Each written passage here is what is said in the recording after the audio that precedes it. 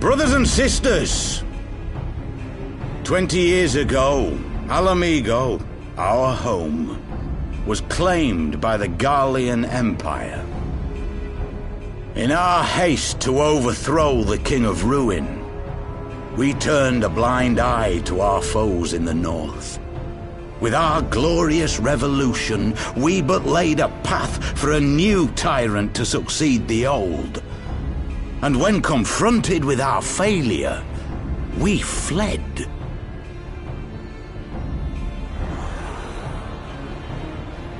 Not a day goes by that I do not think of those we left behind. Think of them and feel ashamed. And I know each and every one of you feels the same.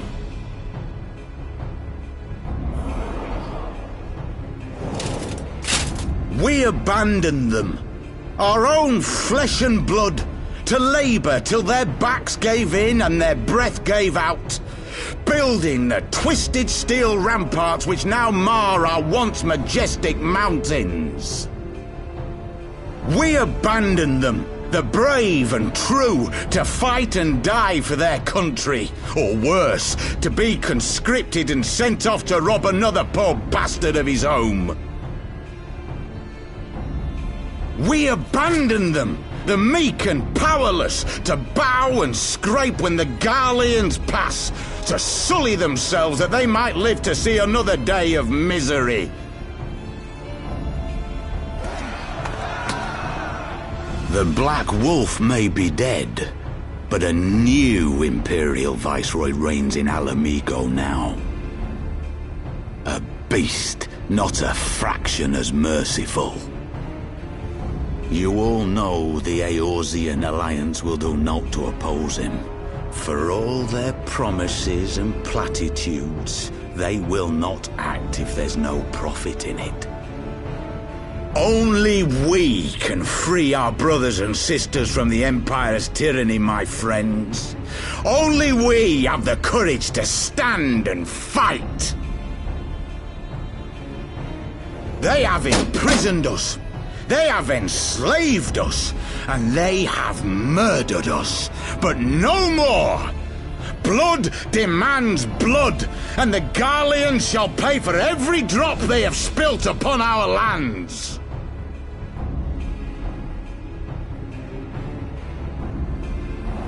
This I promise you, for we have a power within us, my friends. A power befitting our pride, our righteousness. Only join us, and we shall grant you the means to unleash it, and together we shall see the Alamigan standard raised over the mountains of Gia Arbania once more!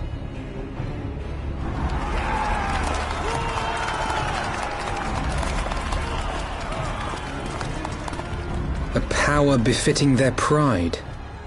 Not at all ominous, that. Wait, is that...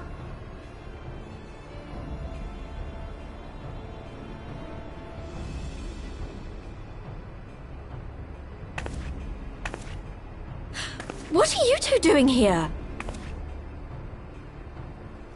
I could ask you the same thing.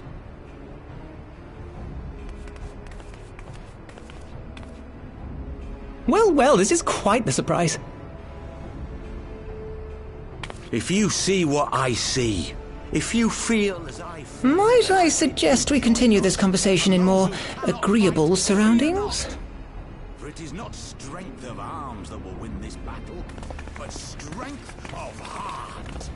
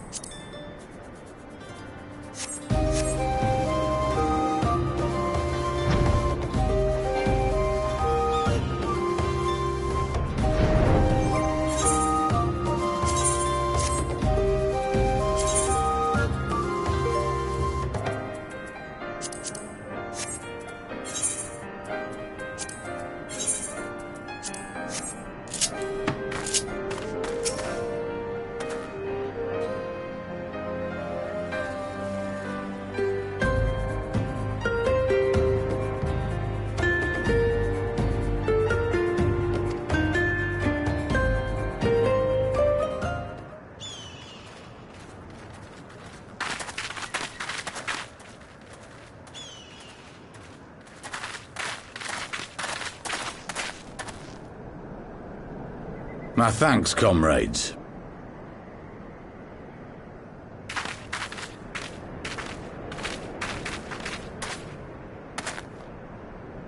You must be the esteemed adventurers of whom I've heard so much. I understand you have taken an interest in our cause.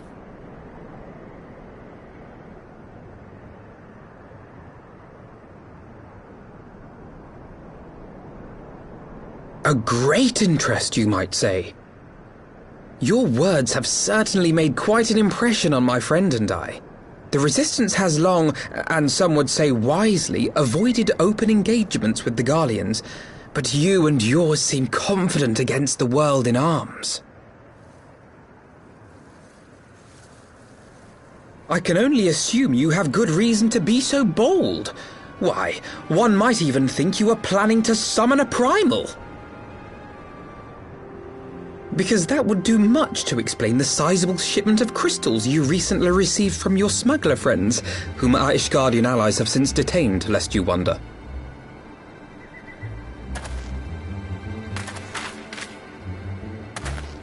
I'd like to hear more about the Griffin.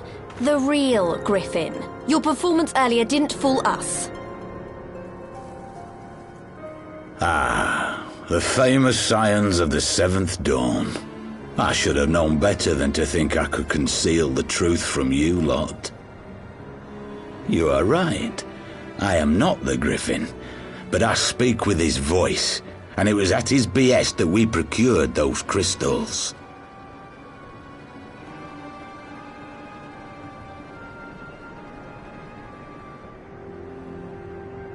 You are wrong, however, if you think that we procured them to summon a primal. We used them to reach an accord with the Amalja. In exchange for crystals to summon their god, they will aid us in the fight for Alamegan liberation. You've got to be joking! Have you gone completely mad? When people find out you helped the Lizardmen summon Ifrit, they'll turn on the Resistance. Alamigo will never be free!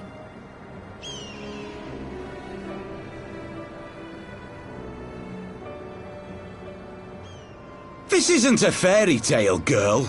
We don't have the luxury to play at being honourable heroes. It's because the likes of you wouldn't sully your saintly hands that Alamigo's been under the yoke for the past 20 years. But the Griffin won't stand for it, and neither will we. We're ready to do whatever it takes.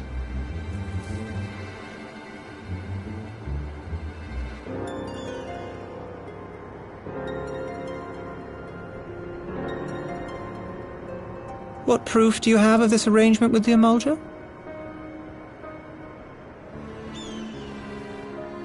What? Aside from a lack of crystals? None. But the beastmen have a great big pile of the things if you fancy looking. You might want to hurry, though. It'll not be long before they summon their god.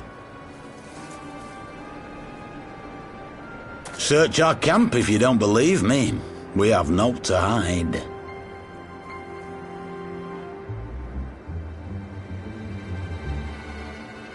If there is a cache to be found, Ida and I will find it.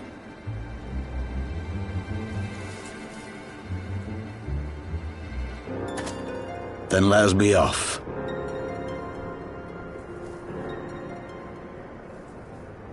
Are you perchance the Warrior of Light?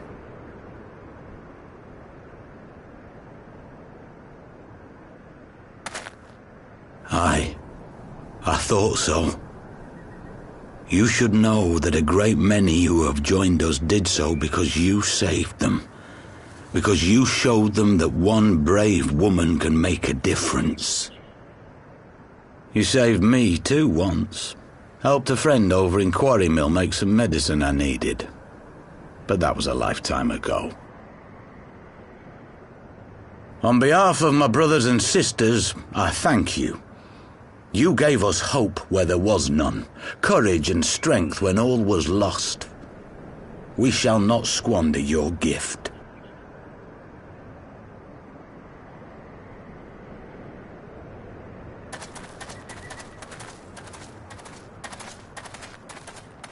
I know that look, Ida, and I do not like it. You cannot seriously be contemplating taking up arms with that band of cutthroats.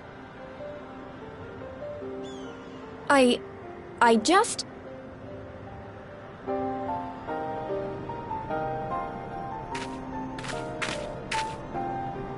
If the Griffin and his men have their way, it is only a matter of time before the situation in Alamigo comes to a head. Your homeland's future teeters on a knife edge, and any reckless action, however small, could have irrevocable consequences. You mustn't lose sight of that, Ida. When the time comes, we must all make our choices, but we must do so in full possession of the facts. Now, let us away. There is work to be done.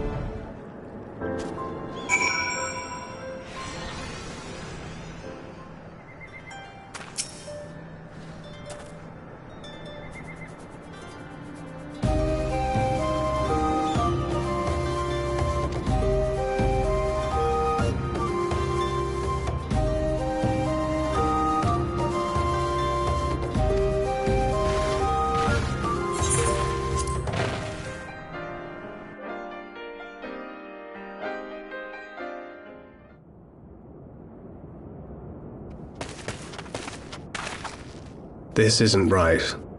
The Emulger would never leave this place so poorly guarded.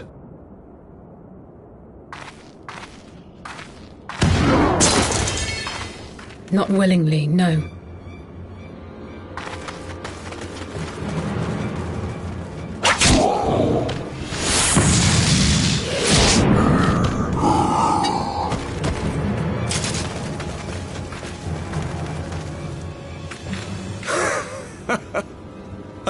The saviors of Eorzea.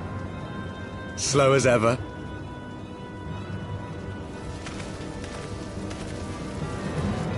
By the 12. Will you never learn? You know, you're right. Mayhap it is time for a change of tack. Killing primals, tormenting beastmen, hastening the birth of a new god. It's all a bit much, isn't it? And frankly, we don't have the leisure to do it. But killing the Warrior of Light, on the other hand, that would soon plunge Eorzea into chaos. One life for one world. A fair exchange! Wouldn't you agree?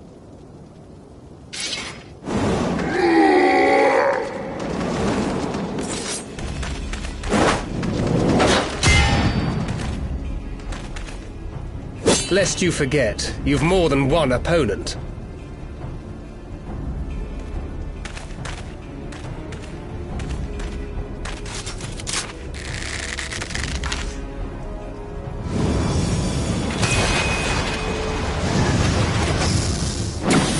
Carbuncle! Defend me!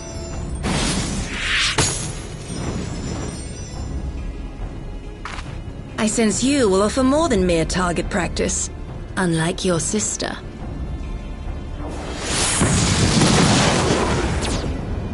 Alize!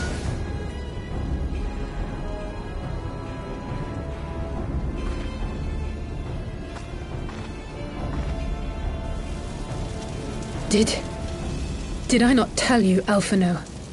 I am not the girl I once was. My brother was always the clever one, while my talents lay elsewhere.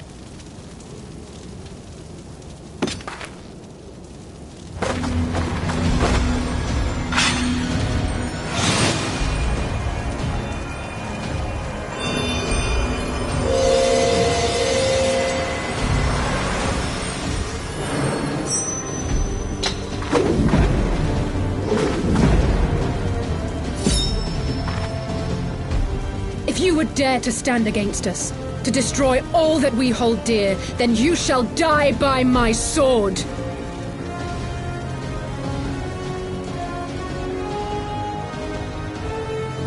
Let's finish this.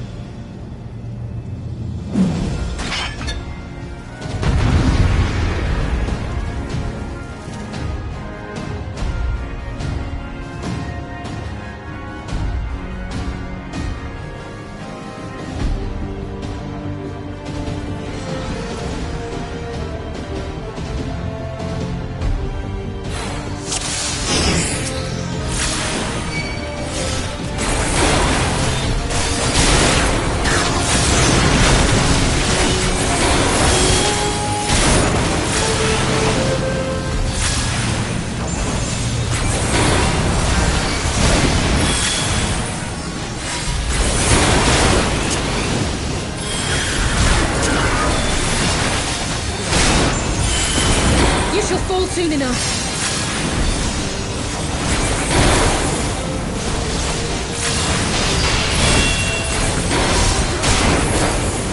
There's no escape!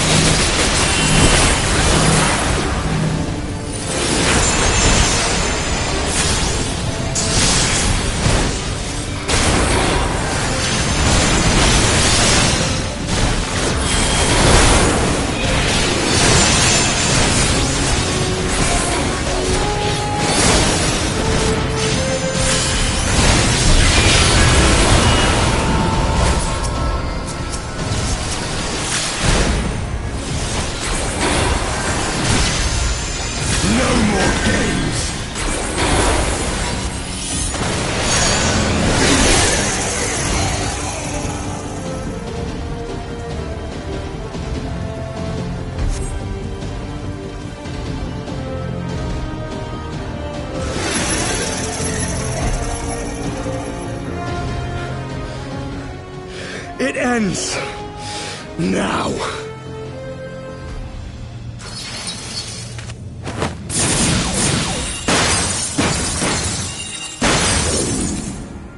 What? The chains!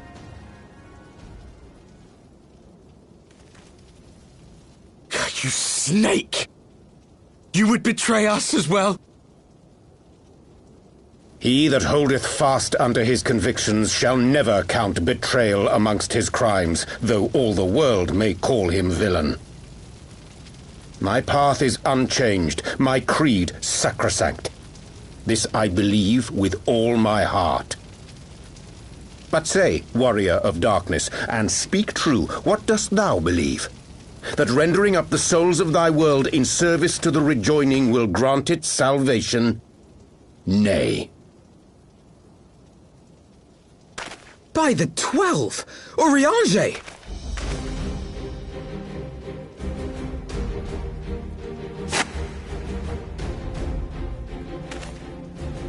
Mine apologies, Master Alphino. That the brightest light might shine, duty did compel me to walk in darkest shade.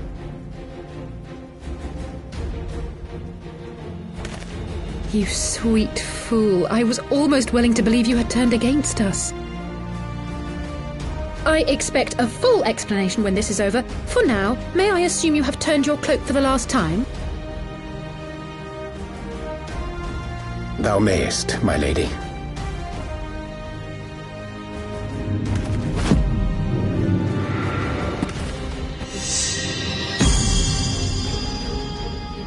By thy leave.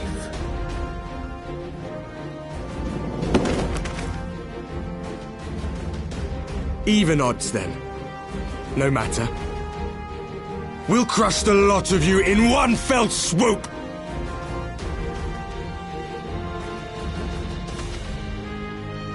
Understood.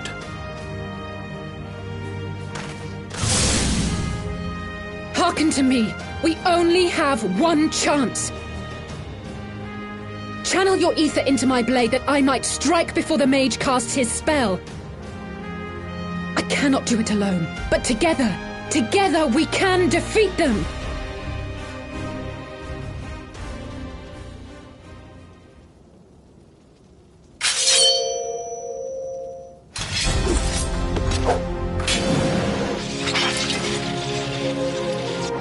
Make ready! They come!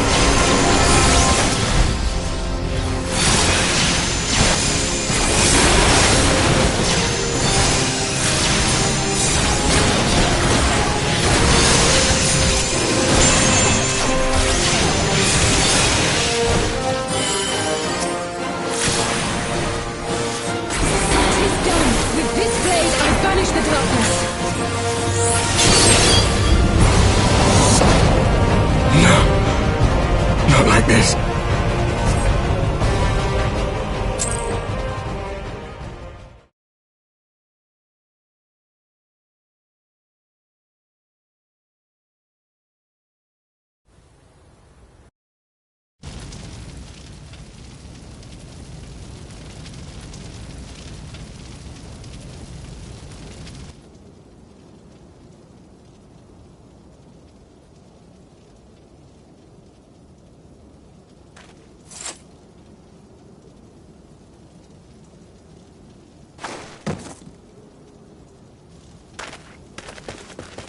Alize, are you hurt?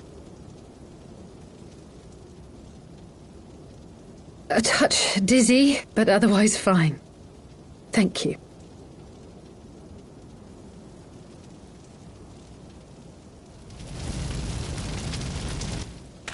And there you have it. Our friend is too stubborn to die.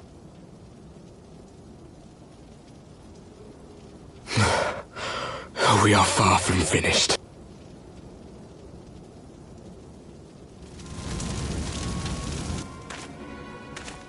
Or have you never considered how we came to this world?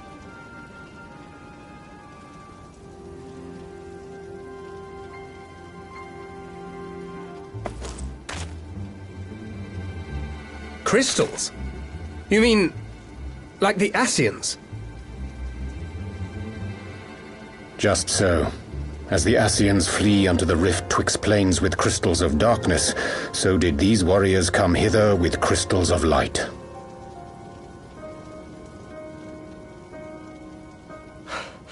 Eloquent, as always. Aye, like the Ascians, we too are beyond death. You cannot defeat that which is eternal.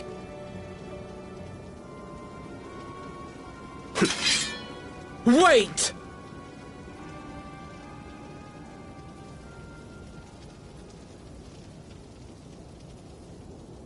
Such methods as the Ascians employ require the renunciation of the flesh. You would have had to...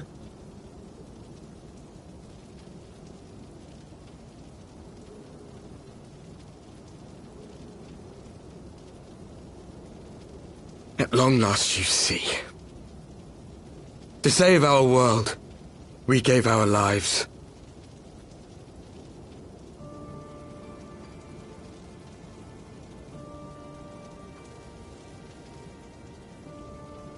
We were just adventurers trying to make our way. An odd job here, a favor there. We never aspired to be warriors of light. But word of our deeds spread, and soon people were calling us heroes.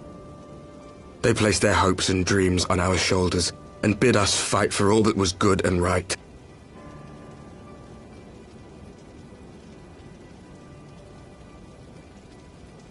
We fought, and we fought, and we fought, until there was no one left to fight. We won! And now our world is being erased from existence.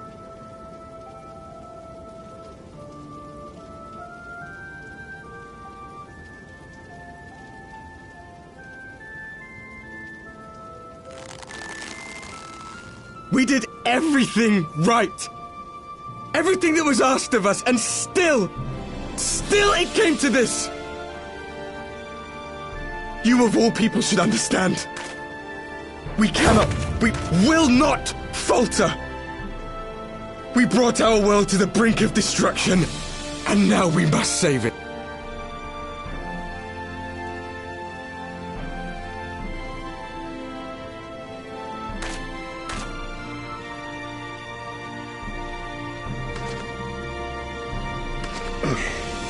I've died before, Arbet. I'm not afraid to die again.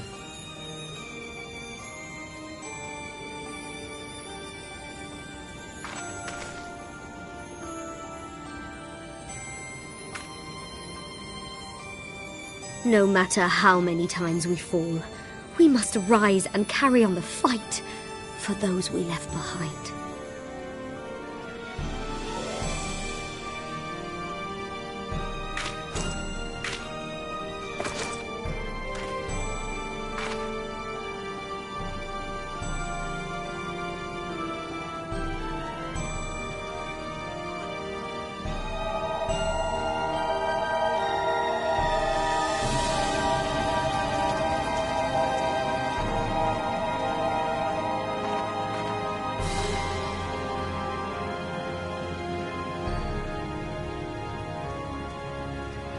to have known the depths of sorrow and embraced the highest sacrifice.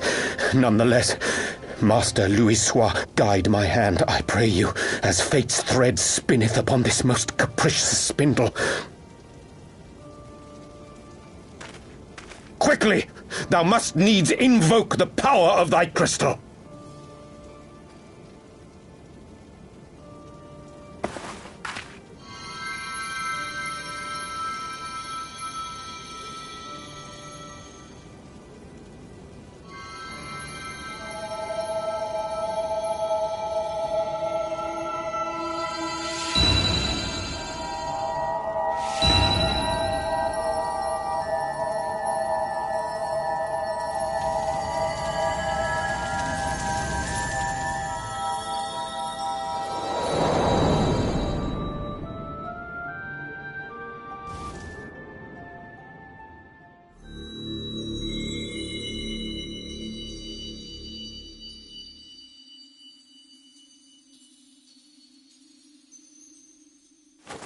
What is this place?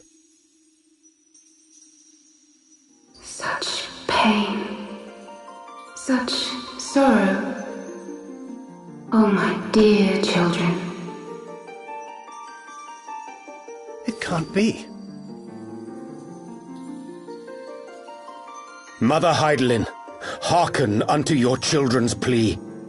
From two worlds do we gather, and from two worlds do we offer a bounty of light.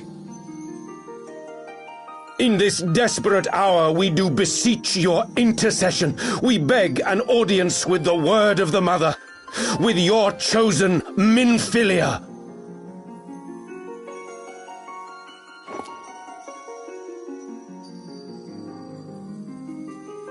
Your cries go not unheard, nor your sacrifices unnoticed. Though many are lost, there are those we can yet save, whom I can yet save.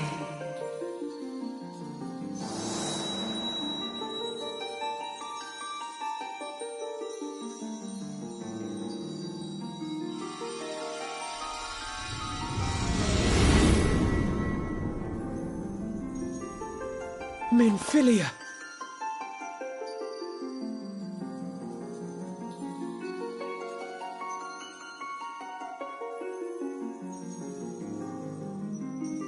Blessed children of the First, the light of your world hath grown blinding in its radiance, but it is not yet absolute. I will hie me to your world, and there take unto myself the light which riseth even now to drown it, as darkness once did drown another. Now you deign to answer our prayers? I will suffer this farce no longer!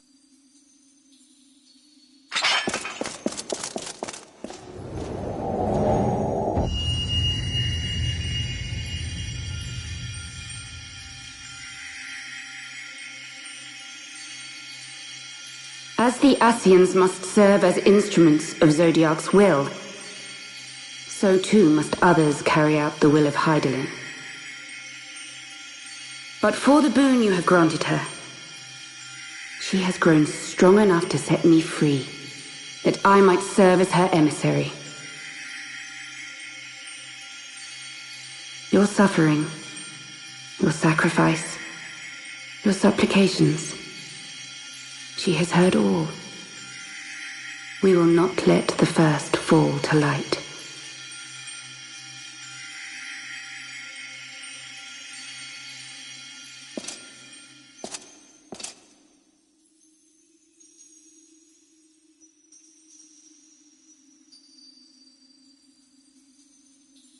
Thank you, Urianger, for bringing everyone here.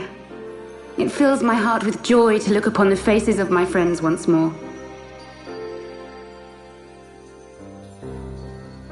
In taking you unto her bosom, I knew that Heidelin had bequeathed to you a sliver of her grace, granting you strength long sought.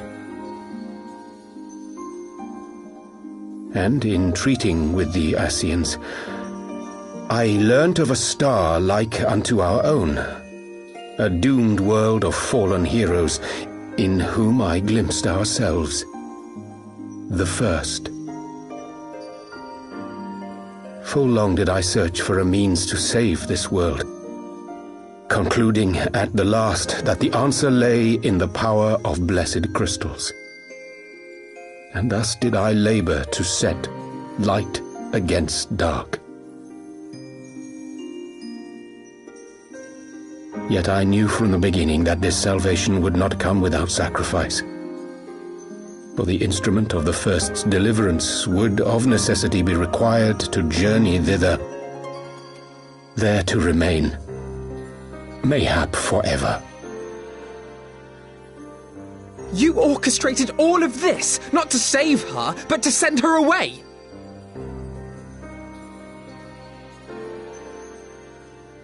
One life for one world. Such was the bargain, and you the coin, though it were not mine to spend.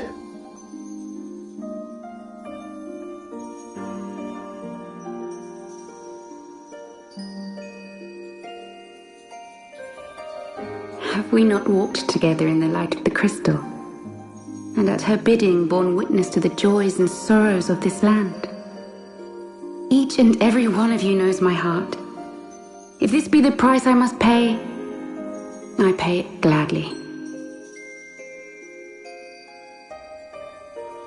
You would go alone, then? My dearest Thancred, you who have ever watched over me, I am truly grateful for all you have done on my behalf, as would my father be. Your kindness, your compassion, your love. These are your gifts to me, and our gifts to them, forming a bond which transcends time and space.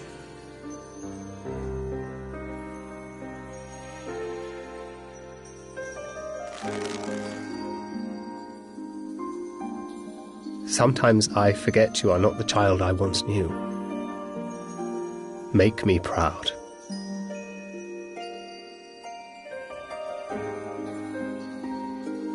Long have I watched you from Heidelin's side, watched as you nurtured and kept safe the light of the dawn.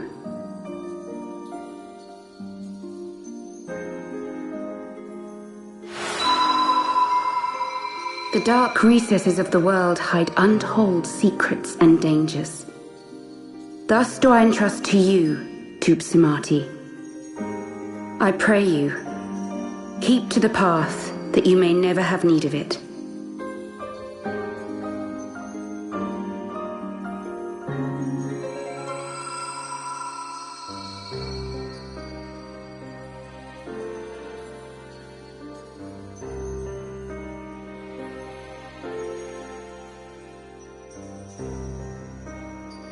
Twould seem the power of our crystals is all but spent.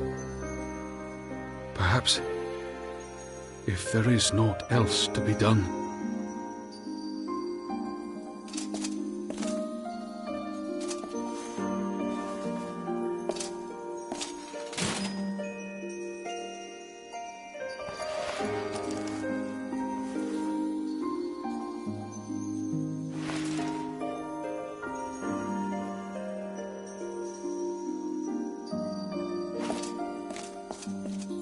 Hear me, servant of Heidelin. If you would have us place our trust in you, then I would ask a favor. Take us with you. Take us home.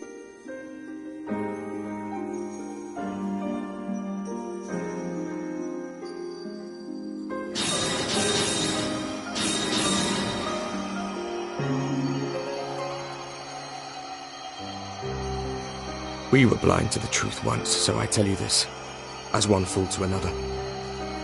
Light, dark, it doesn't matter. What matters is how you choose to use them.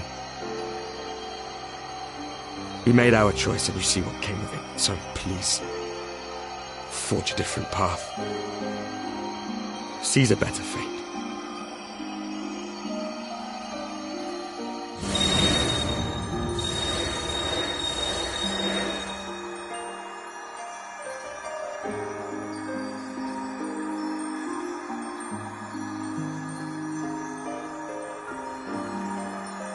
Tis a strange feeling. So many times have I watched you depart, my heart filled with worry.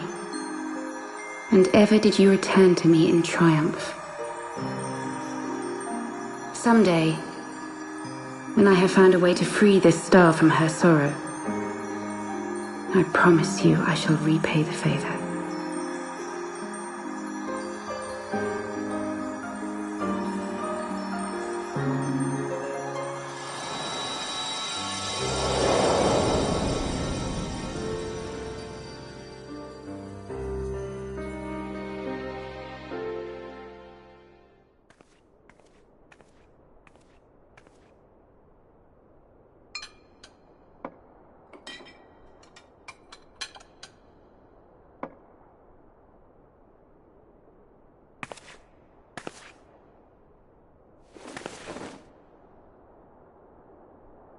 Thank you, Louis, for everything.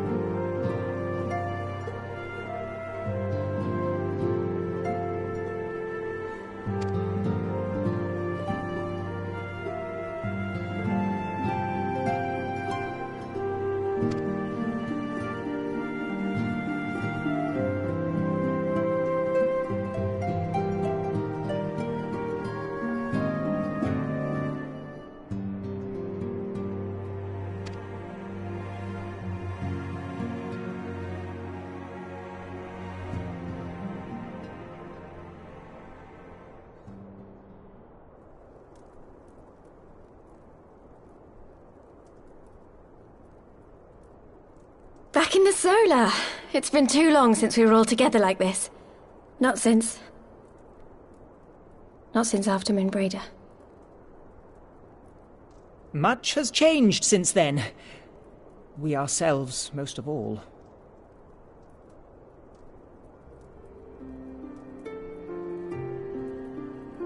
Though not all who were lost could be gathered here today, we may take comfort in the knowledge that those who are not are carrying on the fight.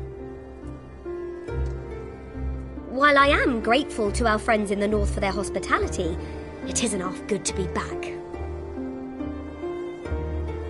But, as Papalima rightly said, much has changed since we last stood here.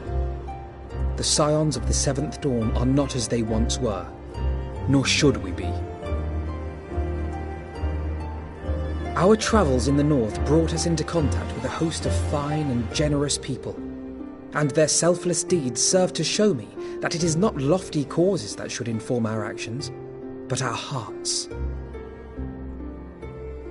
And I hope that the Scions might continue in this manner, as individuals driven by individual principles. Provided we all sincerely desire to work towards Eorzea's salvation, I believe the paths we follow to achieve it need not, and should not, be dictated by any single ideal. Companions bound by a common purpose, free to go whither they will. The idea is not without merit. Very well. I shall resume my research of the primals and the elder gods of Eorzea. Should anyone have need of my findings, you need only ask. I should be glad of your continued assistance. Well, my main purpose in coming here was to see the signs of the Seventh Dawn restored and my dear friend found. Nevertheless, having involved myself in your struggles, I feel compelled to see them through to the bitter end. For Minfilia's sake. That is, if there are no objections.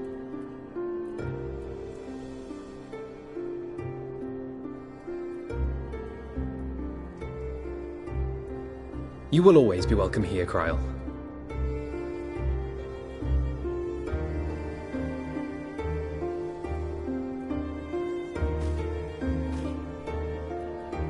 Urianger, can we trust you to carry on your investigation of the Ascians as before?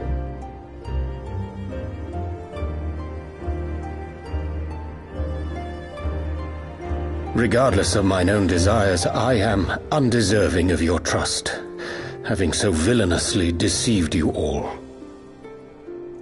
Now, I'll hear no more of that. 'Twould be disrespectful of Minfilia's wishes. She entrusted matters here to us, that we might protect this star and understand the truth which hides at her heart. Mayhap I can handle the former, but I think you far better suited to the latter. No?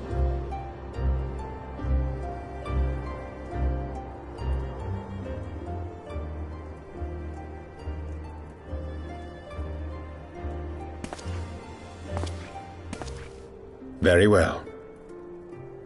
Then out of love for my Lady Minfilia and Moonbreeder both, this shall be my solemn charge. Papalimo and I should probably return to Thanalan to keep an eye on the Resistance. There's still the matter of the Griffin and the Amalja, not to mention the new Imperial Viceroy. That little lot must be worthy of our attention, right?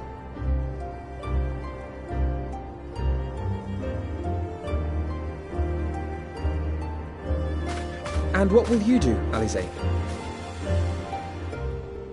You know I have no great love for organizations and formalities.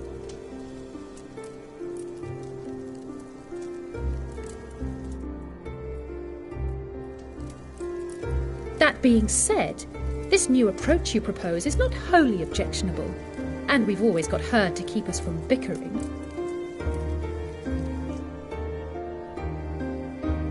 But I will suffer no titles. I am not here for House Leveilleur, nor to walk in Grandfather's shadow. Upon that point, we see eye to eye. If it please you, you may think of me as but another comrade in arms.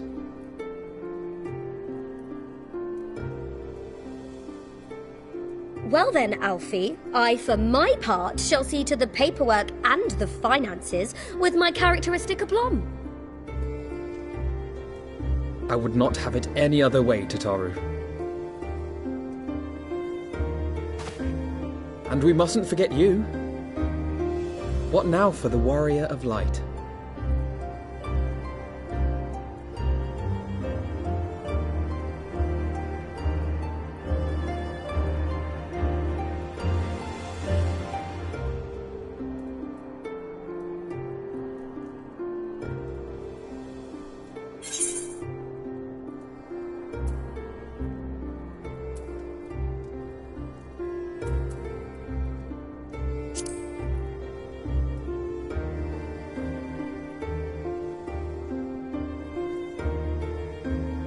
Indeed.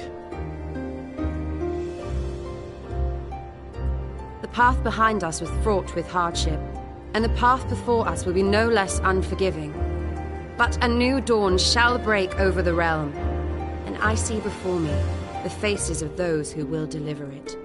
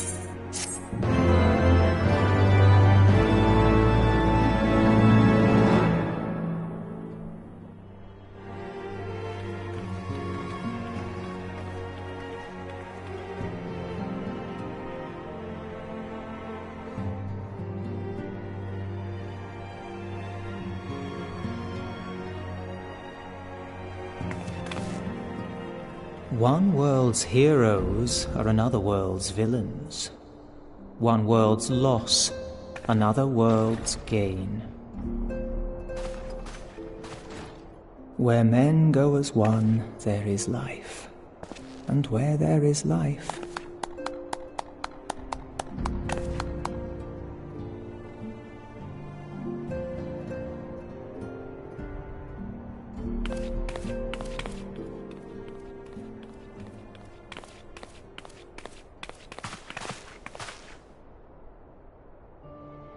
My friends, if I may, I would ask that you entrust Tupsimati to me.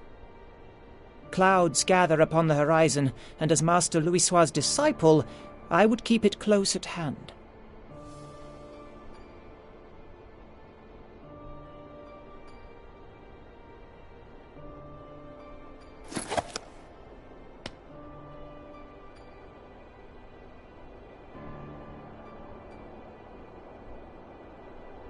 Thank you. I shall guard it well.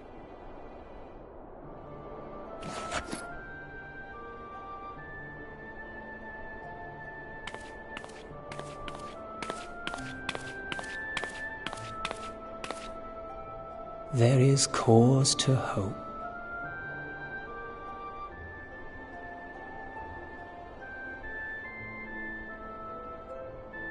For every ending, every parting, marks a new beginning.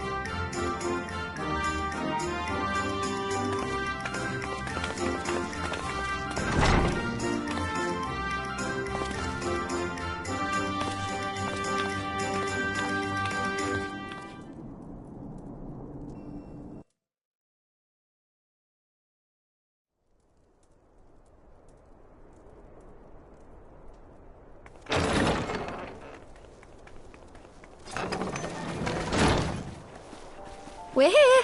Did we miss anything? We would not presume to begin without you, Ida. Orianger has returned to the Waking Sands, but everyone else is now present. Yes, but for what exactly? We all have duties to attend to, Alphino, so you may dispense with the preamble. Thank you, Elise. It is the very subject of those duties which compelled me to call this gathering. Though the warriors of darkness no longer pose a threat, Eorzea's many troubles demand no less of our attention. And while I stand by the decision to approach each task as we see fit, I fear our effectiveness will ultimately be diminished should we continue to act in ignorance of each other's efforts. Thus, I propose we elect a successor to Minfilia. Not to serve as a fully fledged antecedent, perhaps, but as a coordinator of operations. Is that all? Well, then the decision seems clear. No one else has shown any enthusiasm for the role, and judging by your performance at our previous meeting, you would seem the perfect candidate. You always did have a flair for politics.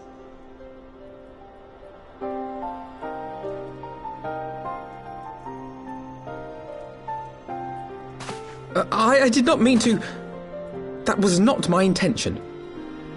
As my tenure as commander of the Crystal Braves comprehensively demonstrated, I lack the qualities required for such an office. I would much prefer to remain as I am now, a soldier in the field, so to speak. Should none of our numbers step forward, must we then constrain some unwilling candidate to take up the position? Well, based on merit alone, a certain adventurer would be my choice, though I concede she might struggle to balance her new responsibilities with, let me see, slaying primals, thwarting legatuses, and feeding the orphan poor. Thancred makes a good point. Any who would wear such a mantle would be bound by its obligations. Have we not become sufficiently familiar with each other's methods to act without an overseer? At present, I see no cause to so willingly limit one of our number. Oh my goodness! Help! I need some help here!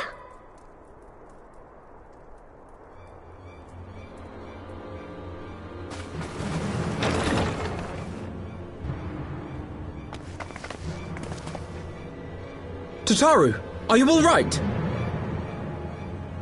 Me? I'm fine. It's this poor girl who just staggered in and collapsed on the floor that I'm worried about. Narco! God, how did... Yashola! Please, you have to help her. Kral, a hand if you would. Let us see about closing these wounds.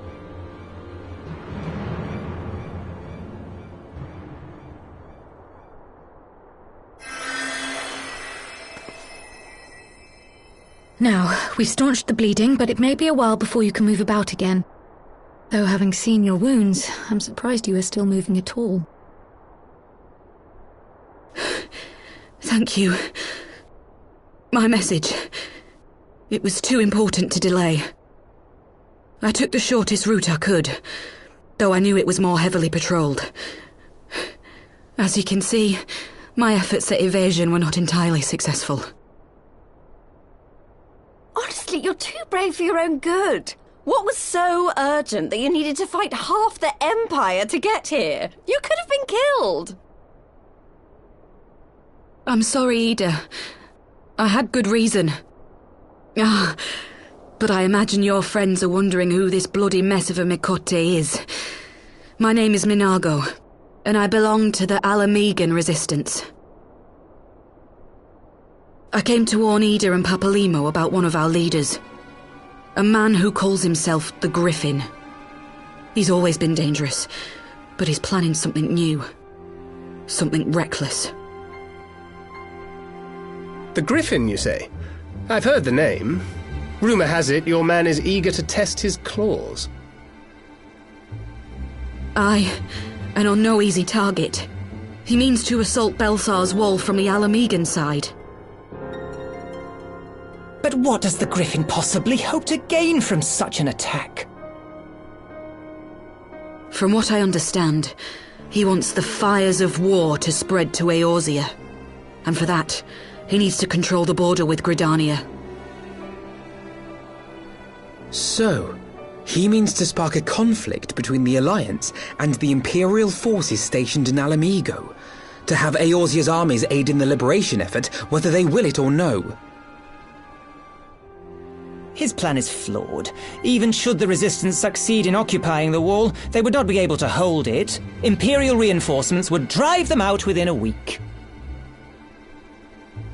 Be that as it may, if there is even a chance that this scheme could bring about an escalation in hostilities between Eorzea and the Empire, the Alliance must be informed. Agreed. I shall depart for Lim-Salaminsa forthwith and seek an audience with the Admiral. Thancred, Uldar is yours. Alphino and Alize, make haste to the Twelveswood and notify the Elder Seedseer of the danger to Gridania. She will duly call a council of the Alliance leaders, whom you must be ready to receive. You will be our voice in Ishgard. Explain the situation to Sir Emeric and encourage him to send an envoy. To Taru, Kryl, I leave the care of our injured messenger to you. See that she remains quiescent and her wounds closed. I believe that covers everything. Let us be about our tasks.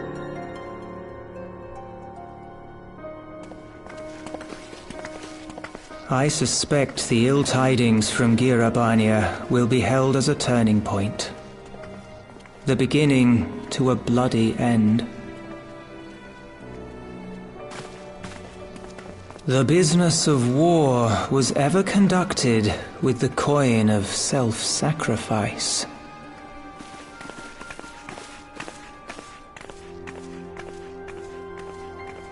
'Twas Master Louis himself who taught us that such costs are not to be ignored or denied.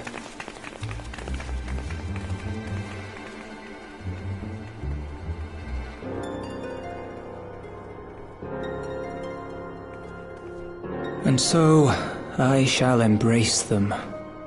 When the time comes, I will make my choice, as you will yours.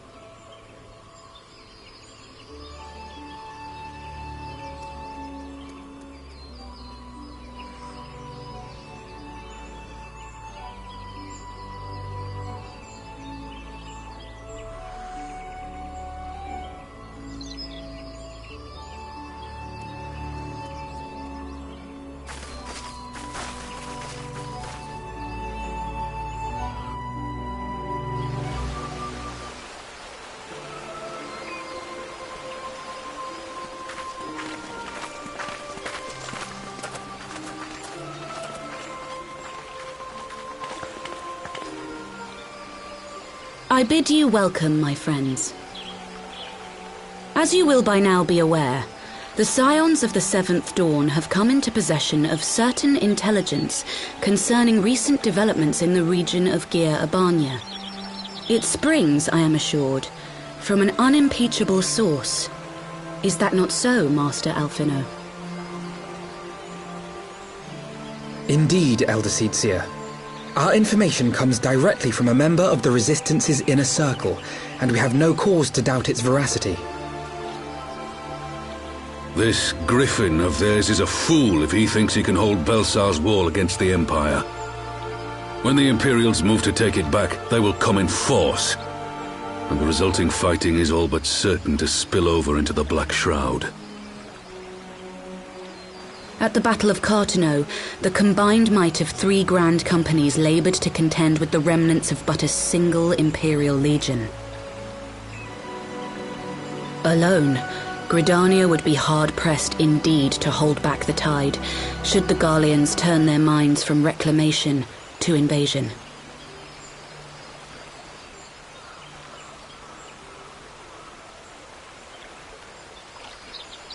May I once more convey my nation's deepest regrets for our inaction in the days prior to the calamity. 'Tis a stain upon our ledger that I would fain remove.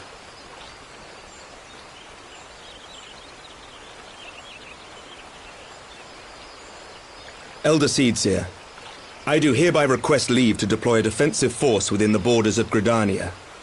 Ishgard's return to the Alliance shall be honoured by more than mere ink upon parchment.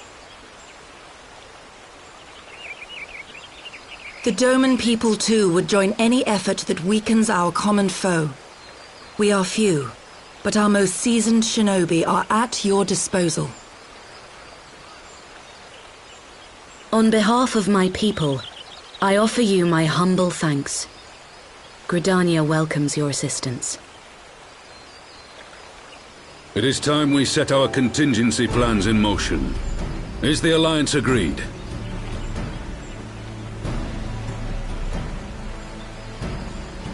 Then let us make ready for war.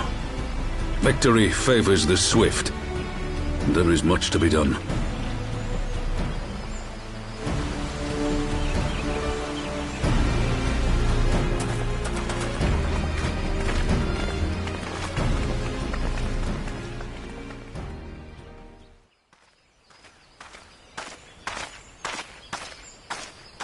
The Council knows that Alamigo will not soon be wrested from the Empire, and its decision to bolster the border's defences seems eminently practical. Why then, brother, do you scowl so? I agree that they have chosen the wisest course available. Indeed, the only reasonable one. Yet something feels awry. In making ready for war, is the Alliance not granting the Griffin the very thing he desired? Any attempt to hold the wall is doomed to failure, aye. But I wonder if we have misjudged the prize for which he plays.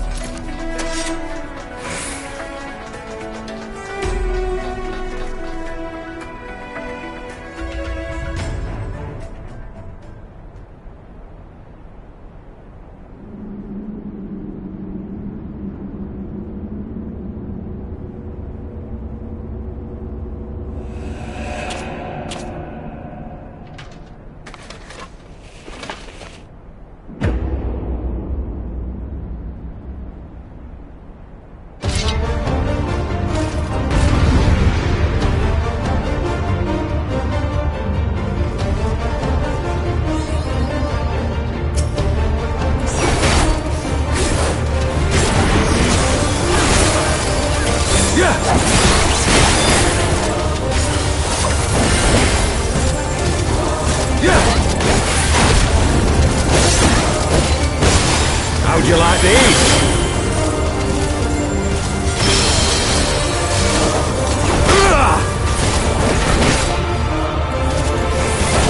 Sloppy.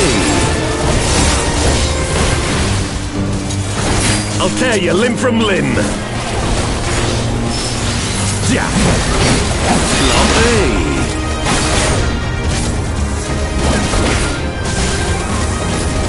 Hurrah, amigo!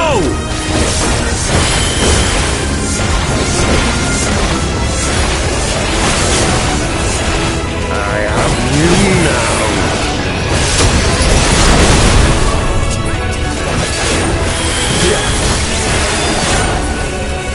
How'd you like these?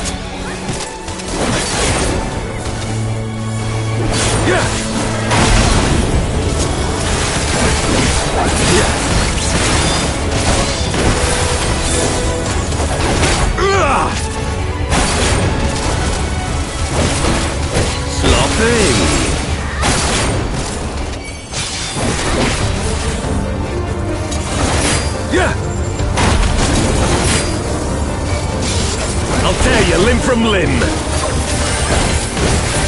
Yeah.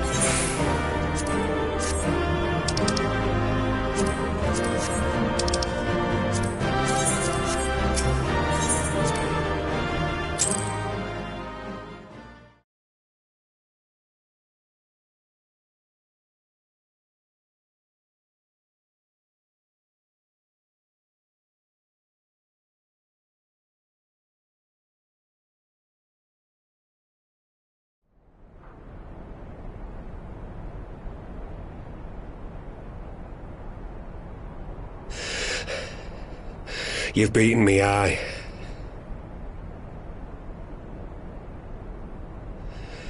But you cannot stop what I've begun. Behold! A glimpse of things to come!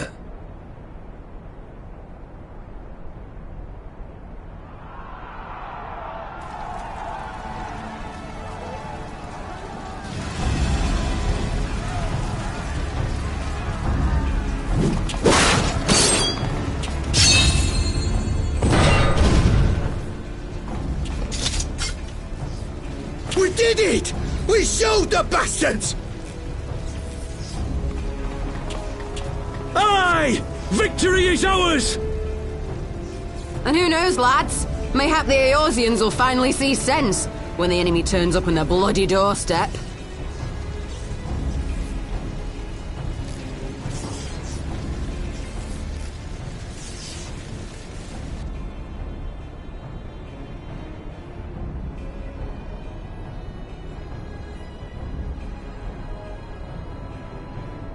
This is for Alamigo, for Eorzea. They die that others may live.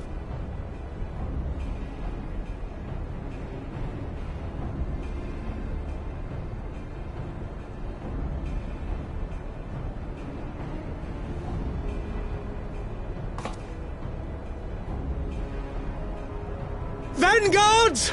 Attack!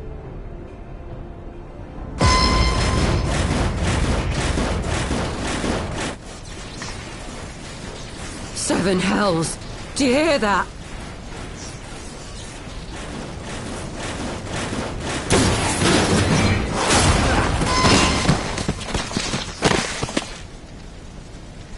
War machines.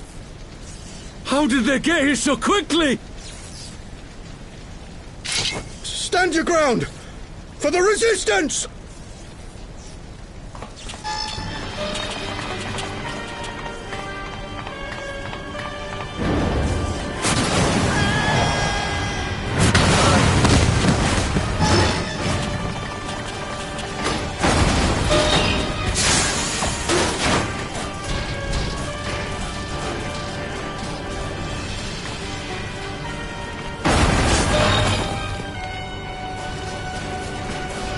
There's nowhere to run!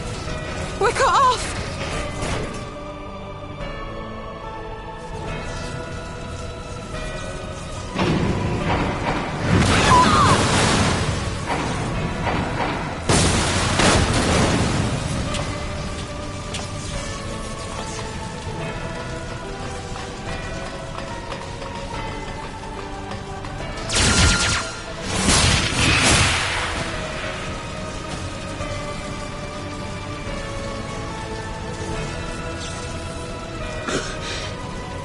Gods help us!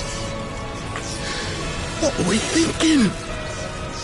The Empire's too big. Too powerful.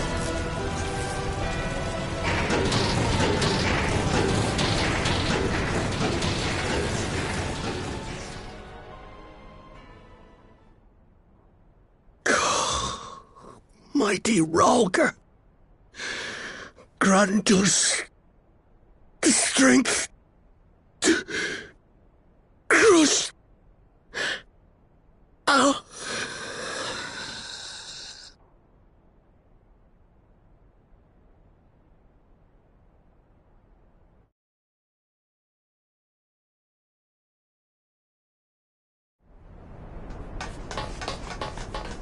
There you are! As you can see, our infiltrators did not elude me for long. Lady Ugiri is sending for an airship even as we speak. What do we do? This is a massacre!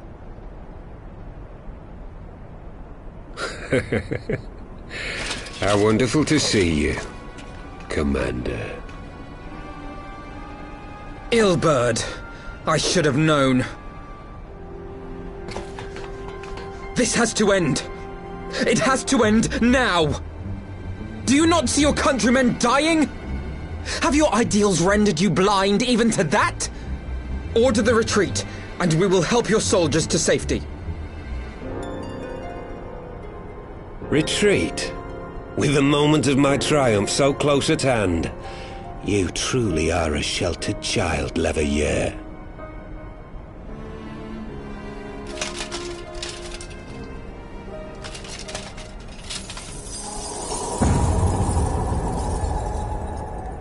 Nidhogg's eyes. No abyss is too deep for you, I see. But trust me when I say that such power was not meant for mortal hands. How long have I struggled to reach this point? My countrymen, so inured to the taste of defeat, they no longer balk at its bitterness, shouting my throat raw with rallying cries, only to be greeted with dull eyes and blank faces. My brothers and sisters in Ulda have surrendered to their apathy and their appetites. Were it not for the glint of Lodorito's coin, I doubt even those here now would have answered my call. Take back our homeland! Free Alamigo! Ha! They'll happily mouth the words, but they won't spill the blood. You say no mortal should wield these eyes? Then I shall gladly become a demon. I will suckle on the souls of the hopeless and liberate the homeland they no longer deserve. What exactly do you mean to do? Did you hear their cries as victory was snatched away from them? Even with their dying breaths, they cursed the Empire. Never has their desire for vengeance been so raw, so true. A god has no need of faith when summoned by so pure a purpose. Summoned? You cannot mean to fight the Empire with a primal! You know full well the danger, the futility of relying on such power. Oh, yes, I know their limitations, which is why I will call upon a deity more terrible than the very black worm of the calamity itself.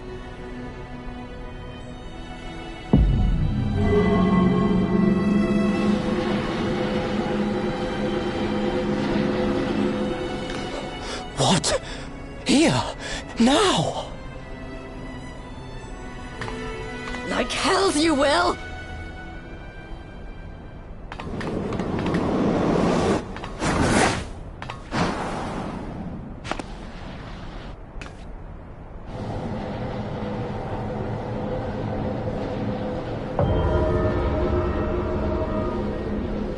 An ending to mark a new beginning. My pain, my longing, you shall have it all!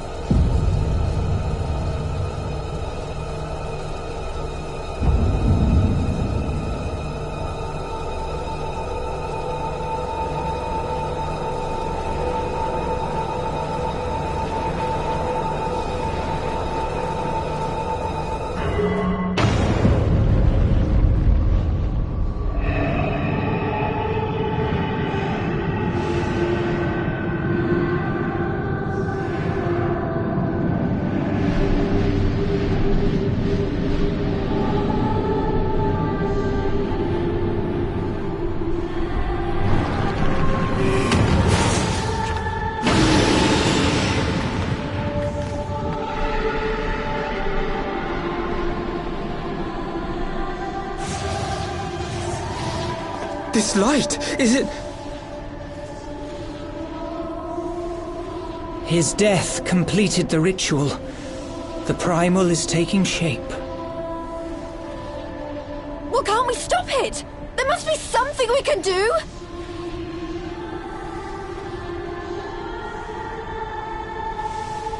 There is one thing. What? Hey! Where do you think you're going? Master Louisoix briefly contained Bahamut by means of a potent spell of sealing. I will now attempt to do the same. But that's impossible! We would need hours to collect the necessary ether, if not days! Ah, Alphino, though I concede it may not always be apparent, I was ever your grandsire's finest pupil.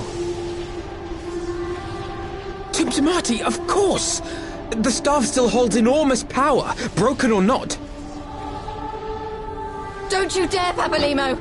I know how that spell works!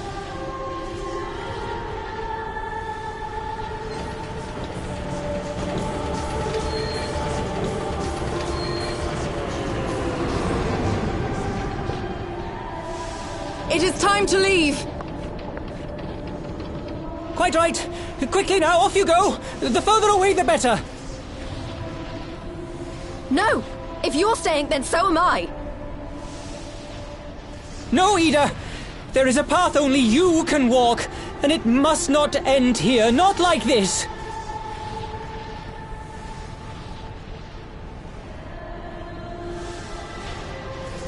Take her! Please, you have to take her!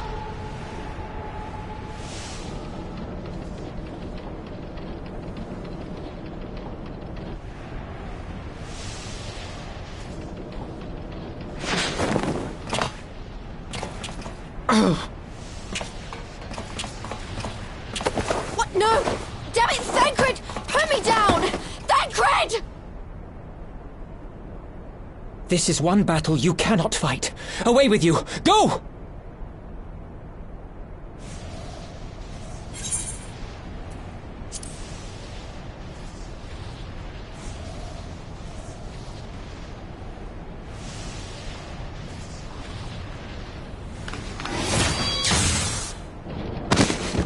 Hilda! I think he means now!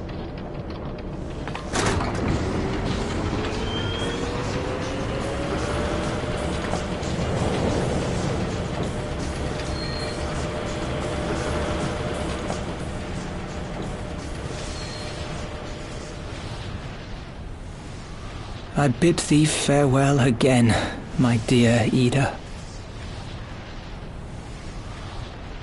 Now, let us see how good a student I truly was.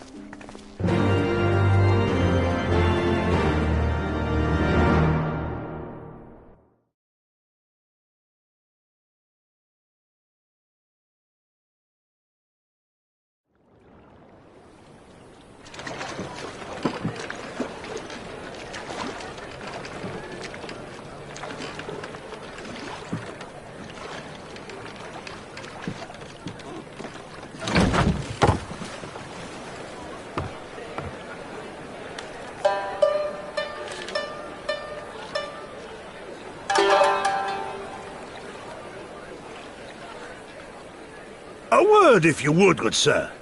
This place, it is within the realm of Eorzea. You're an odd-looking fellow, aren't you? Still, takes all sorts, I suppose. This here's Vesper Bay. Thanalan's door to the ocean, as some folk like to call it.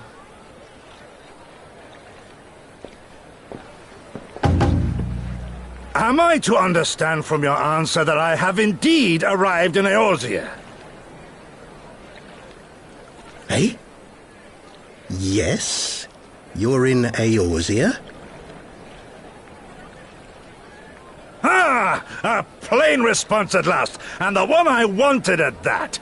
My journey was not without its hardships, and I would sooner travel by land than put to sea again.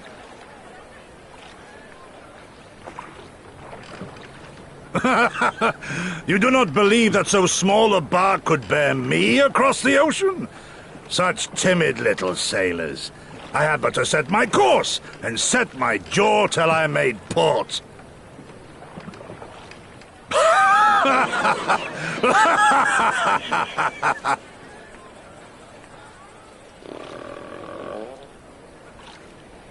Though, 'twould perhaps have been wise to lay down my oars a moment to sup on more than the spray of brine water. By the trembling of my limbs, I sense a brief repast may be in order. Nay, I will not hearken to the feeble grumblings of an empty belly. Duty comes before all.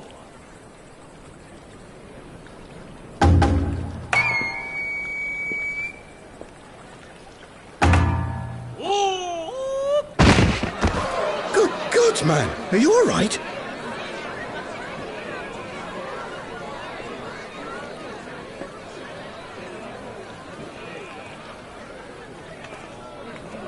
Thou art far indeed from home, friend.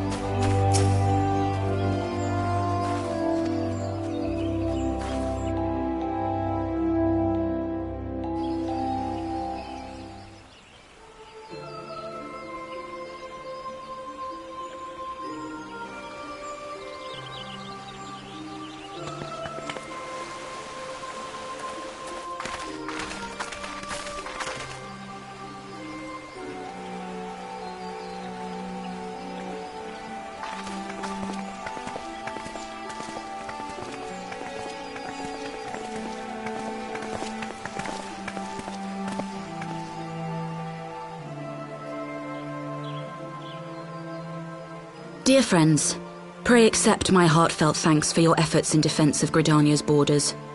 I would fain dwell longer on my gratitude for the support of the Alliance, but the situation at Belsar's Wall demands that we forego such pleasantries.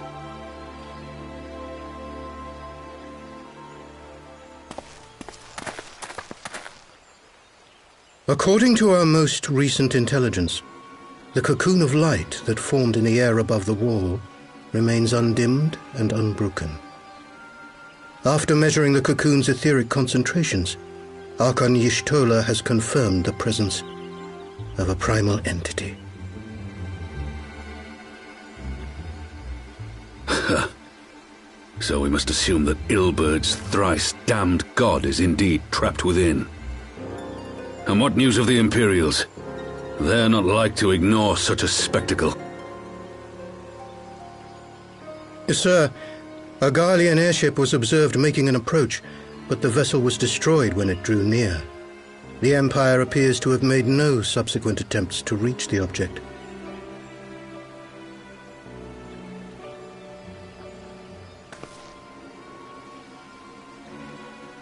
The soldiers who witnessed the incident spoke of a lance of light issuing from within the cocoon, of an entire warship being reduced to smoking ruin in the space of a moment.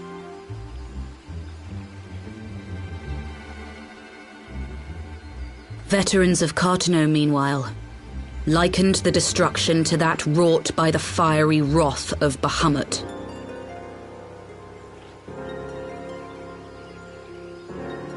We could face another calamity.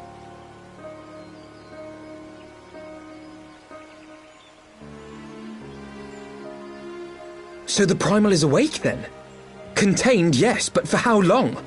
We must destroy it now, lest it break free. Agreed.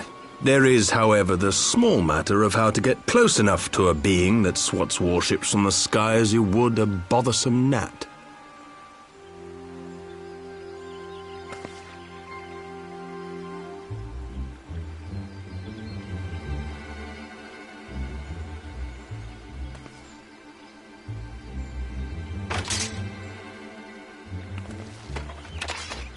Is this truly so complex a puzzle?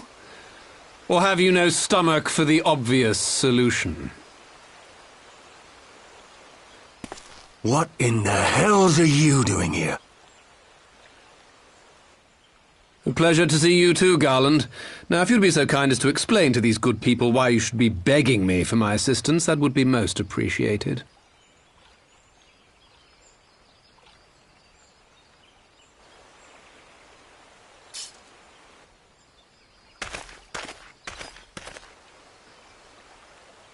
Who is this man?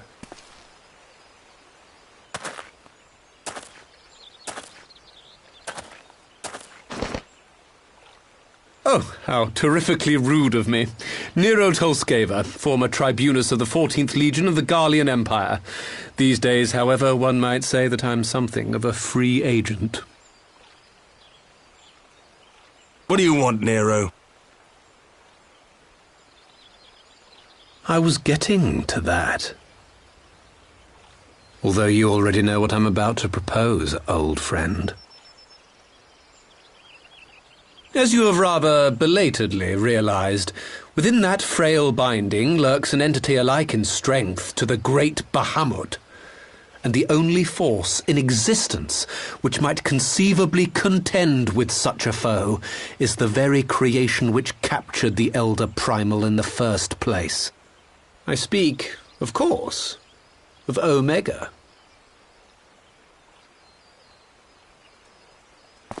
Omega?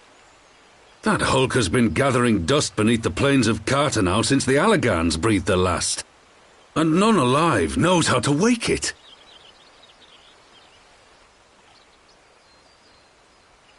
I'm sorry?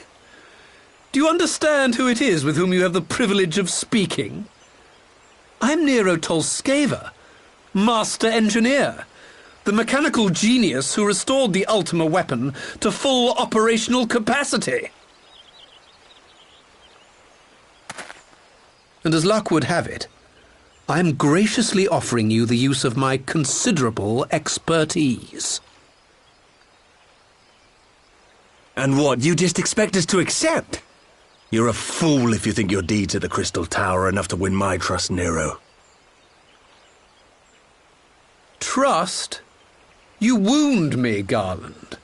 All those years, studying side by side at the Academy, sharing both trial and triumph, we were countrymen once, you and I. But sentiment aside, have you a better solution? Or do you mean to send in your vaunted hero there, as you always do, and pray the world is not engulfed in flame?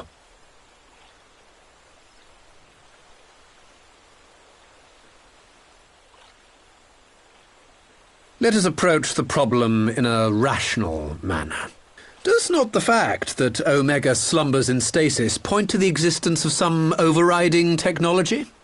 A means of control? I would ask a question, if I may. Nero, was it not? In the event that we succeeded in using Omega to shackle the Primal in the manner you propose, what then would become of it? Do we not risk repeating the mistakes of the Allagans? Omega is but a tool. How we choose to employ that tool is entirely up to us. Of course, if you would rather leave it buried beneath Cartano while you continue your petty squabbles above, then I suppose that is also your choice. Spare us, Nero. The Seedseer's concern is a valid one. He who controls Omega wields the power of the gods, the very power which led the Allagans to destroy themselves. And does it not fall to we engineers to prevent such misuse? What was your company's proud slogan? Freedom through technology? A creed you follow, is it? What say you? Do we take this villain at his word?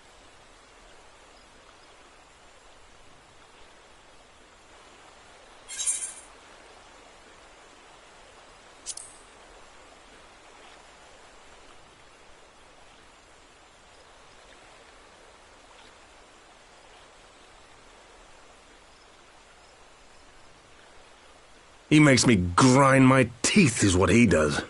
But I suppose we don't have much of a choice.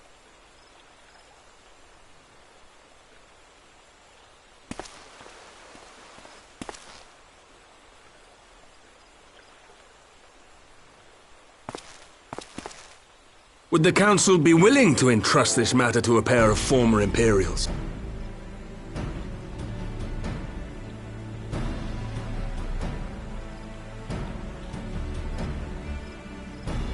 Yes. The task of restoring the Allagan relic will be yours. But the responsibility for its reawakening must remain with the Council. Do we condone this course of action? Aye. 'Twould seem we do. Let the record show that we invest this contingent with the authority to enter Cartano and take command of Omega. Sid, I appoint you leader of the expedition. Scions, I would ask that you assign some few of your number to escort Master Garland and supervise the other one.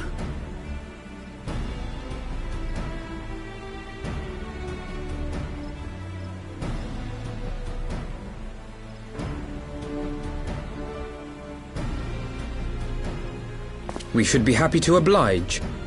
The politics of Cartano being what they are, I dare say our neutrality will prove useful in avoiding any unnecessary entanglements.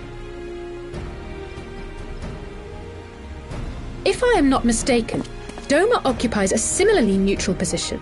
Might we not persuade you to join the expedition, Lady Yugiri? If you suspected any foul play from Nero, you would be welcome to kill him.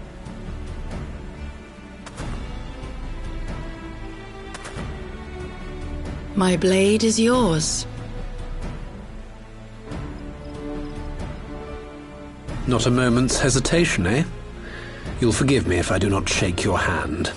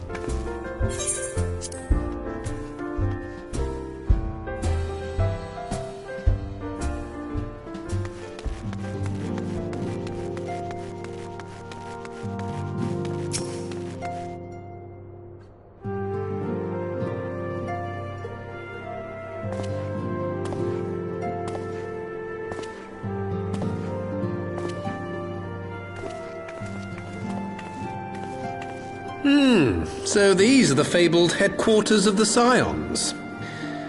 I confess I would have expected an order of self-proclaimed warrior scholars to surround themselves with the fruits of man's enlightenment.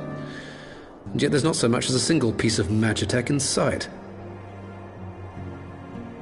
It never ceases to amaze me how primitive you Eorzeans truly are.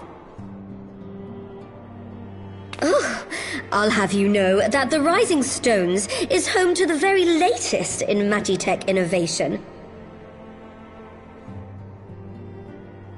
Wedge calls it the Mark 14 Thermocoil Boil Master, and it's the finest kettle I've ever had the pleasure to own.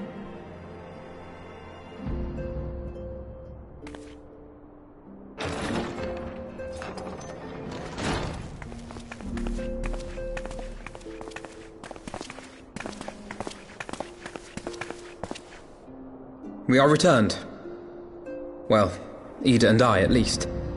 Ishtola and the others remain behind to continue their assessment of the binding magic. There didn't seem much point staying just for that, so I decided to come back with Alphino. Papalimo bought us this time. We shouldn't waste it.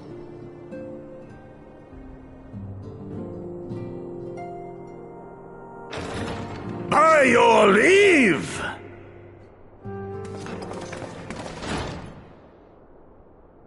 Good God, that voice could fell a gigas. This is the Rising Stones, domicile of the Scions of the Seventh Dawn. I enter at the invitation of one Lord Urianger. I spy you there, Shadow Walker. You always were a hard one to find. Yugiri, do you know this man?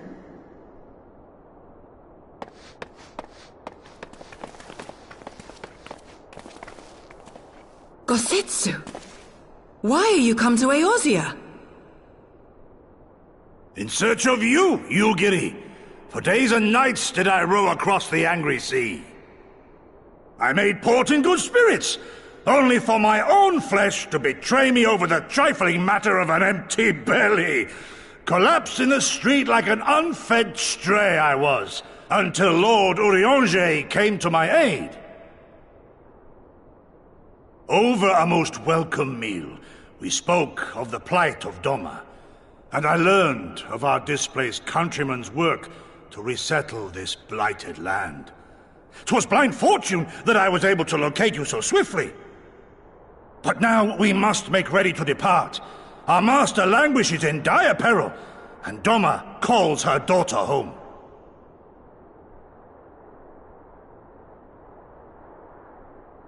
It is not so simple, Gosetsu. There are obligations which bind me here. You refuse? Did you mislay your oath during your flight from our homeland? The laws of hospitality must be honored, but surely the vow to defend your master demands the greater obeisance.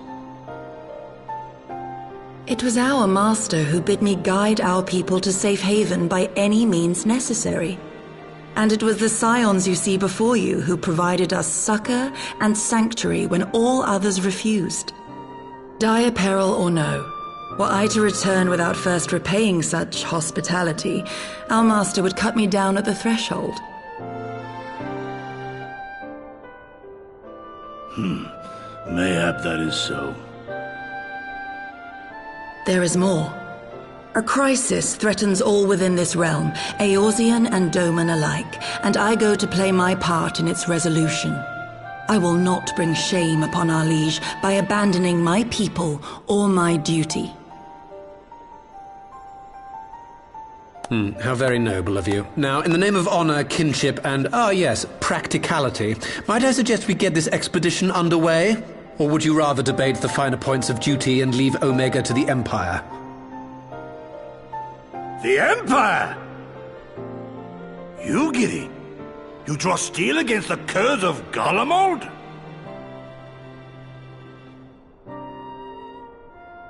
Then Then why did you not say so? My blade is oath-bound to fall upon the ranks of the Imperials wheresoever they march. Lead on, Shadow Walker, and may the enemy tremble at our coming.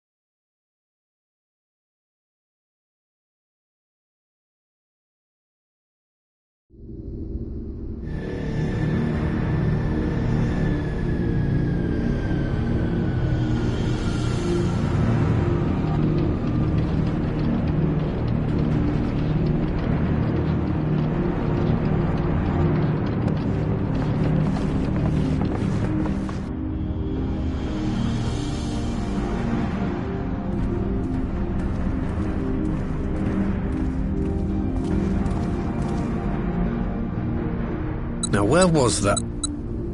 Ah!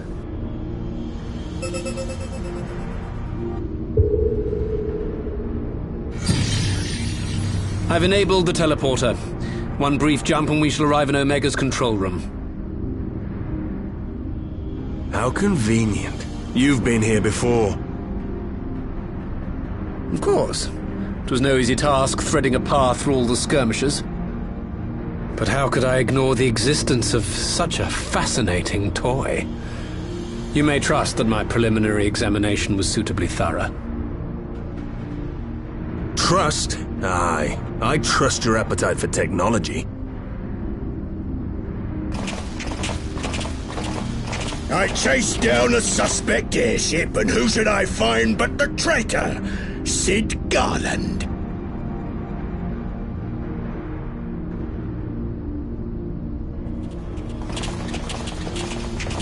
Searching for something, engineer? Something big? It's close, isn't it?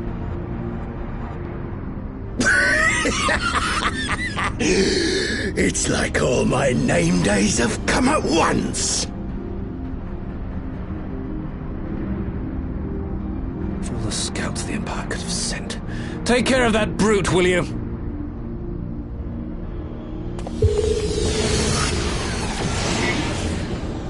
God damn it. Can't let Nero tinker around in there by himself. I'm sorry to leave you to it, but I dare say you'll manage without me. This clod has no idea who he's dealing with.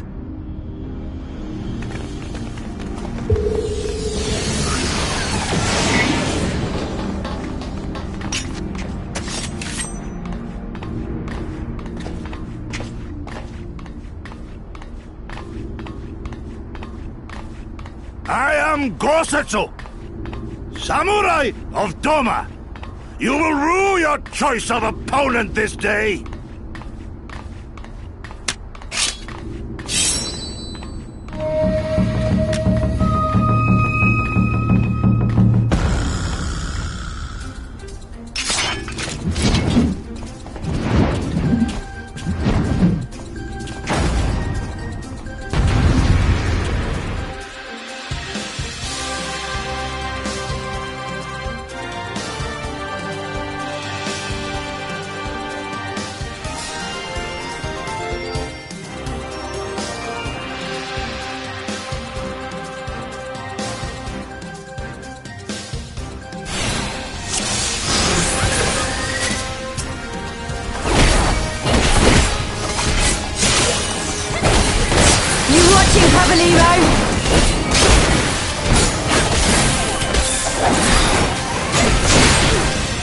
Leave this to me.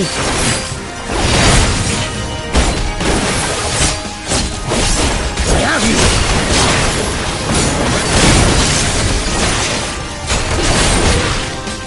No holding back. Your defense is lacking. Look upon a samurai of Doma!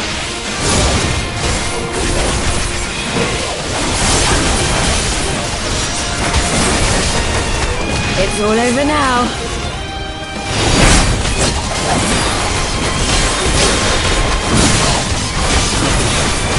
No retreat. No surrender.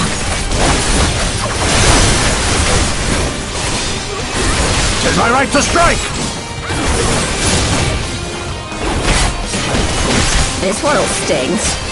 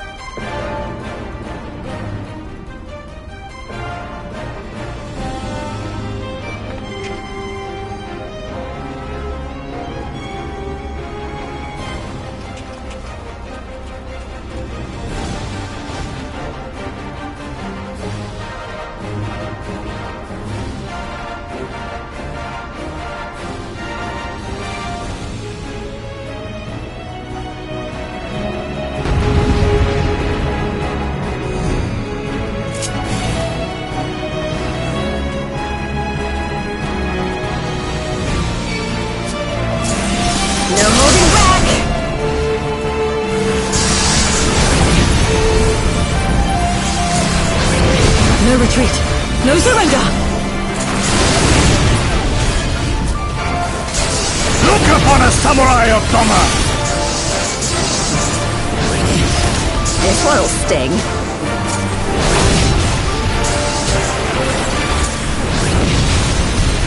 Your defense is lacking.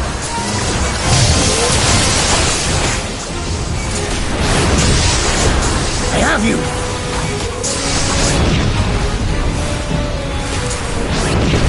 You watching, Pavolino? An opening. 'Tis my right to strike!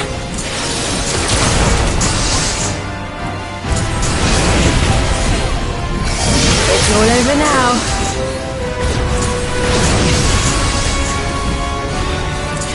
Leave this to me. With soul and steel!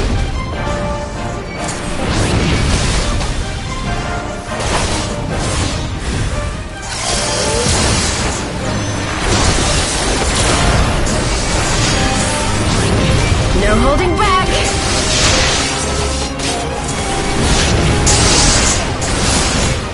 No retreat. No surrender.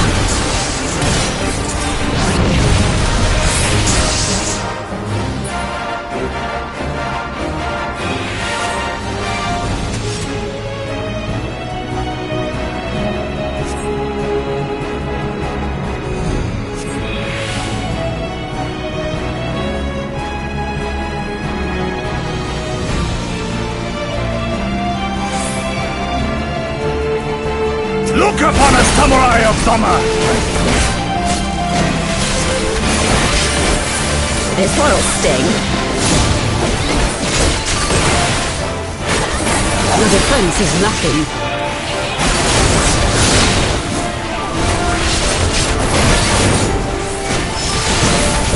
I have you!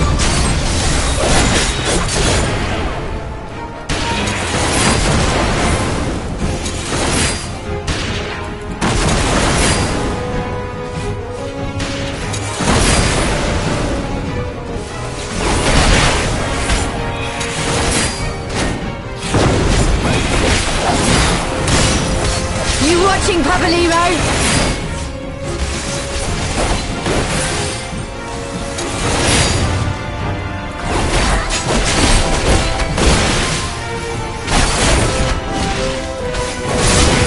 An opening.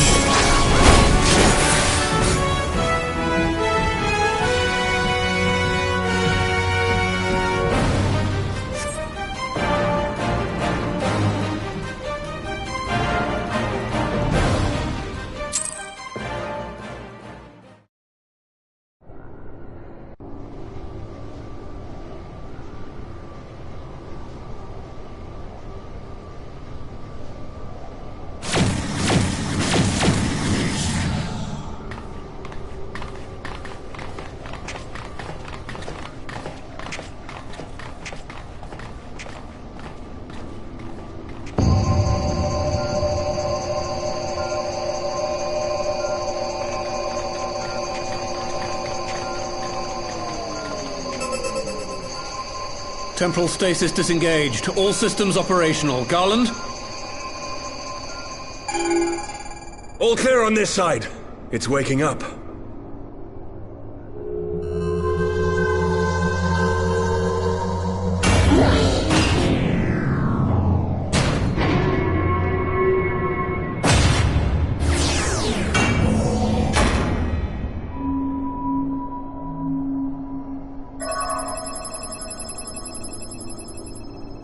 Remarkable! Omega sensors immediately detected the presence of the cocoon, even at this distance. They must have been set to scan for sources of energy exceeding certain magnitudes. I still don't see any means to control the machine directly. It seems to have been designed to act wholly autonomously.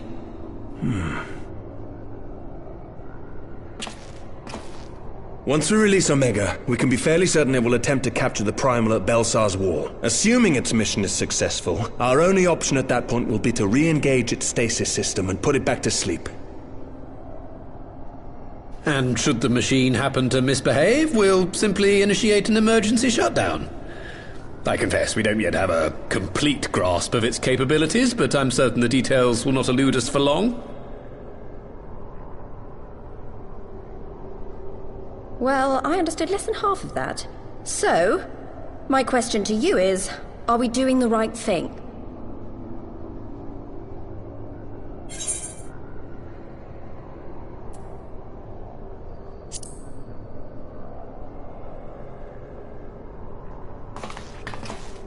I suppose not.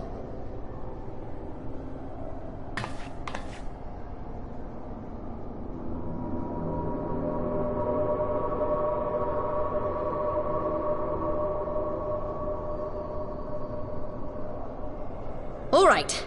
Step aside, Sid. Is this the thing I need to press? Yes, that's the one.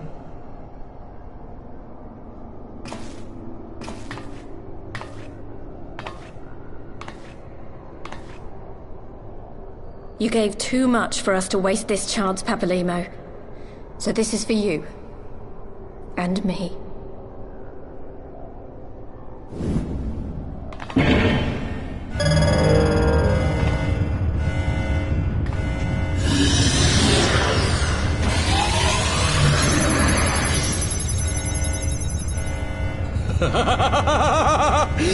Yes!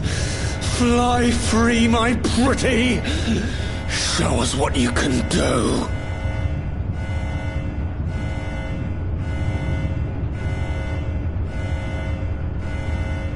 The launch sequence has begun.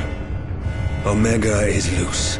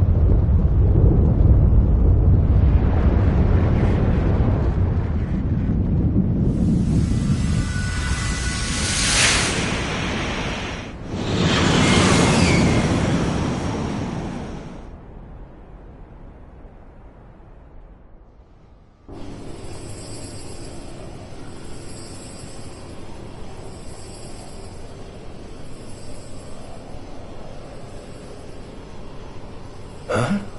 Omega has stopped transmitting.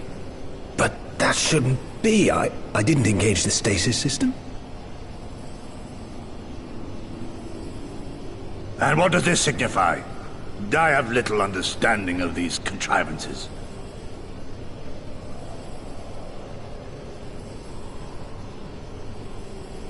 The launch went exactly to plan, but all signals emanating from Omega have ceased. This may indicate any number of things, but we will need to join the Scions out in the field if we are to ascertain which one.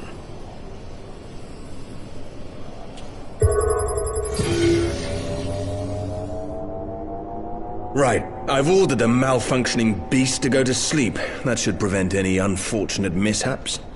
I suggest we make our way back to Gridania.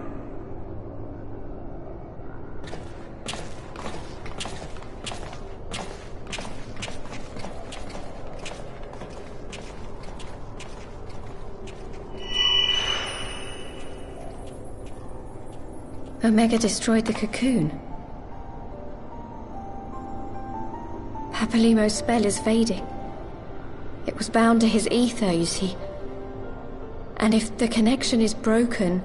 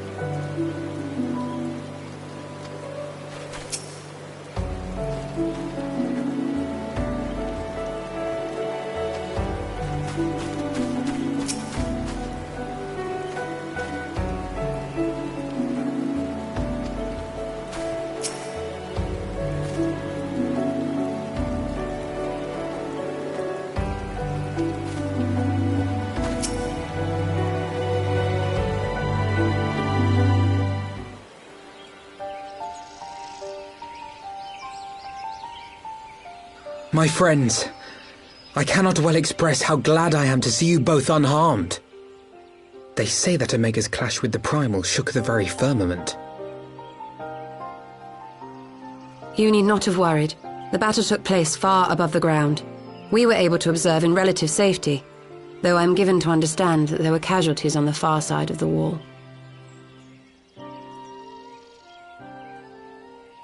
It was like watching a nightmare unfold before our very eyes. Ilberd's primal manifested in the form of a colossal dragon, a being of pure violence. It burst forth from the cocoon with such terrible force.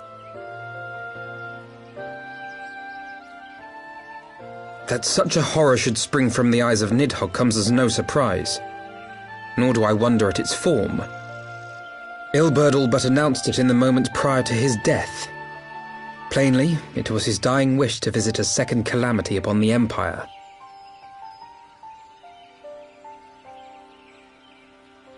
And I am quite certain the abomination would have obliged had it not found itself outmatched by Omega. Gods! I am no stranger to the works of Allag, but even I was unprepared for the machine's furiosity. It beggared belief.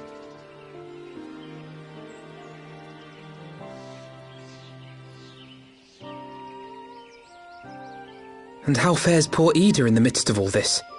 Have you spoken with her? She is up on the platform, lost in thought. We deemed it best not to disturb her, but mayhap she would welcome some company after all. Shall we?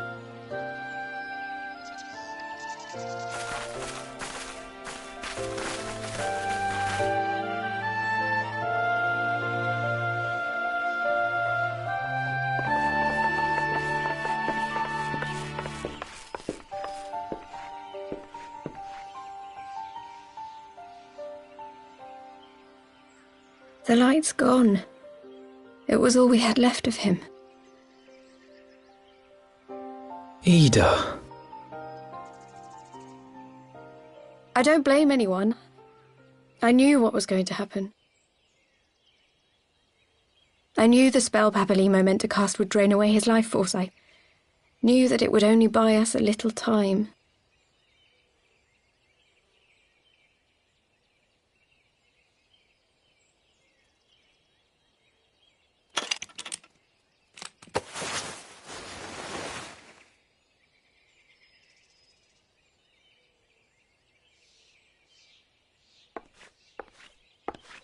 Ida, there is no need to explain.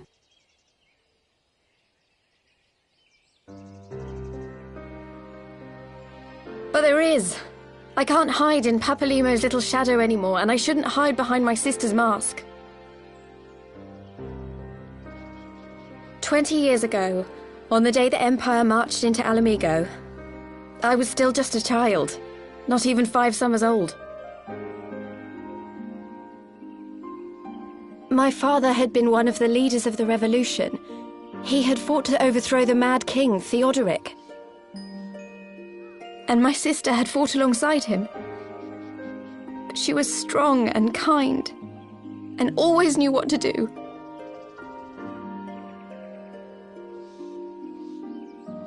But when the Garleans came, everything changed. My father went to war against them too. And I never saw him again. After that, I remember a lot of running.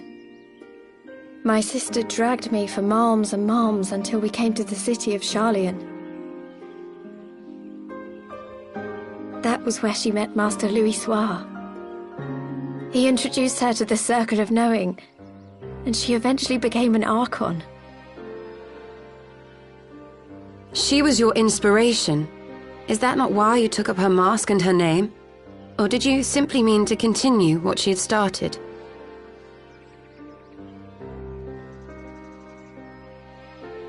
You've known all along, haven't you? That I wasn't Ida. Of course. We all recognized you at once. 'Twas Papalimo who persuaded us to maintain the charade. It was silly to think I could fool you. I knew that even then, but I sort of decided not to know.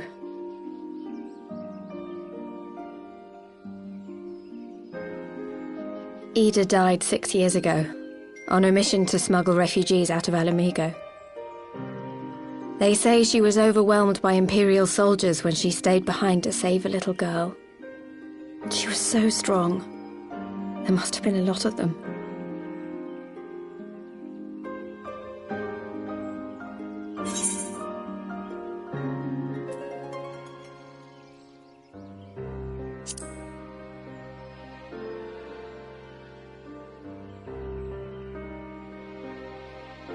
I'm sorry for lying to you.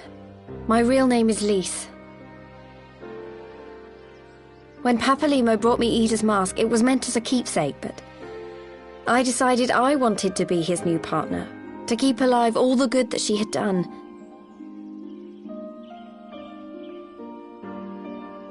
I didn't want to become Ida, exactly. At the time, though, I still didn't know who I was myself, and it almost seemed easier to play the role. Papalimo agreed to help, of course, but it was never what he wanted for me. He wanted me to walk my own path, and those were his final words to me.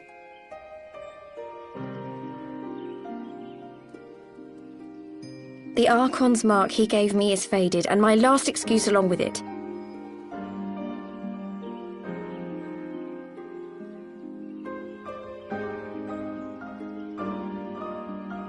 So this is it.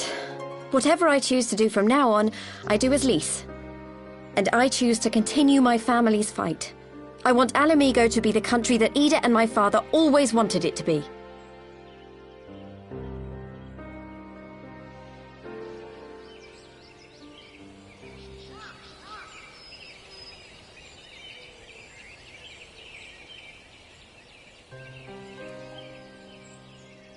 War is upon us once more. Do you regret standing against the Empire? Would you have chosen a different road, knowing what you know now? To claim that I never doubted the decision would be a lie. But I made my choice, and I have defended it with blade in hand ever since.